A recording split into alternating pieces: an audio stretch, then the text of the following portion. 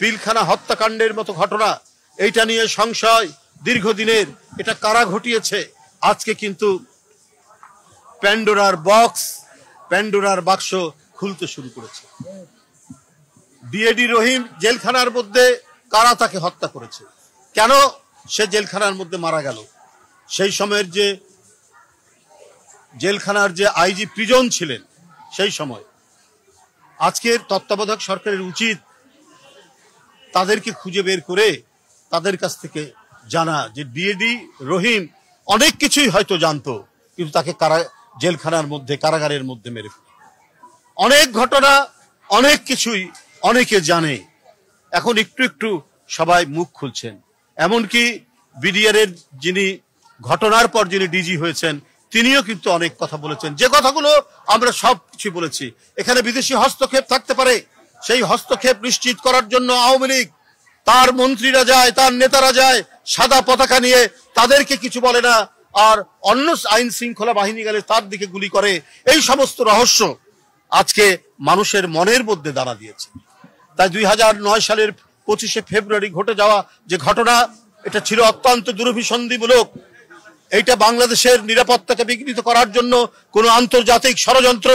এই ষড়যন্ত্র এখন সুষ্ঠু তদন্তের মাধ্যমে এইটা যদি এখন দেখা হয়, এটা যদি আবারও সুষ্ঠু তদন্ত করা হয়, তাহলে অনেক নতুন জিনিস বেরিয়ে আসবে যে শেখ হাসিনা বাংলাদেশের প্রধানমন্ত্রী ছিলেন না, তিনি ছিলেন আজ্ঞাবাহী একজন প্রধানমন্ত্রী, যিনি ছিলেন একটি দেশের এখানে এখানে প্রতিনিধি।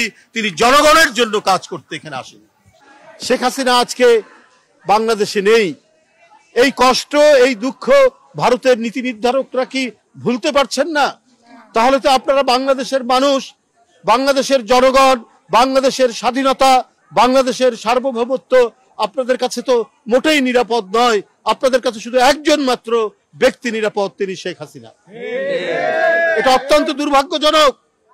পার্শ্ববর্তী দেশ আমাদের সাথে অনেক অমীমাংসিত বিষয় আছে, কিন্তু আমরা পরস্পরের সার্বভৌমত্বকে শ্রদ্ধা করি।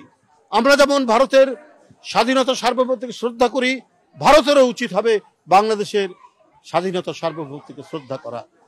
আপনারা যদি ওয়ান ওয়ে ট্রাফিক হয়ে কোনো একটি বিশেষ ব্যক্তি এবং দলের প্রতি আপনাদের যদি যোগাযোগ থাকে বা যোগাযোগ রক্ষা করেন, তাহলে বাংলাদেশের মানুষ সেটিকে ভালোভাবে মেনে নিবে না।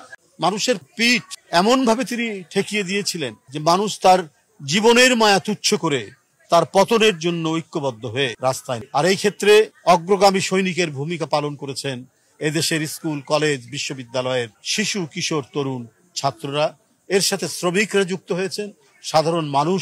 1000-এরও বেশি লোককে শেখ হাসিনা হত্যা করে যখন দেখেছেন আর কোনো উপায় নাই, তার সমস্ত কারফিউ ভেঙে ফেলছে, তার সমস্ত নিপীড়নমূলক আইন 144 ধারাকে ভেঙে দুর্জয় বেগে যখন শেখ হাসিনার বাসভবনের দিকে এগিয়ে যাচ্ছে, তখন তিনি পালিয়ে গেলেন বাংলাদেশ।